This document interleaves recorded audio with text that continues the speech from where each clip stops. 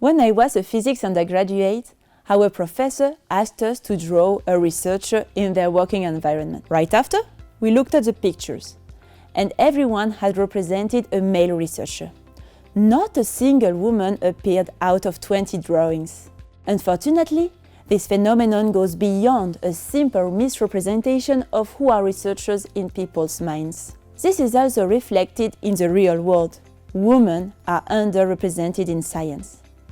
Only 33% of all researchers are women, and this number drops to 22% in cutting-edge fields such as artificial intelligence. Besides being underrepresented, being a woman in science also means having less opportunities.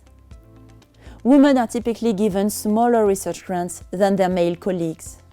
Their work is underrepresented in high-profile journals, and they are often passed over some promotions.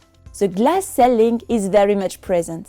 Women tend to have shorter, less well-paid careers. Their access to prestigious positions is limited. Only 12% of members of national science academies are women. To fight against these inequalities, the United Nations has proclaimed the 11th of February to be the International Day of Women and Girls in Science. This day reminds us how essential it is to attain gender equality and to empower women and girls of all ages to have complete and equal opportunities to participate in science, technology and innovation.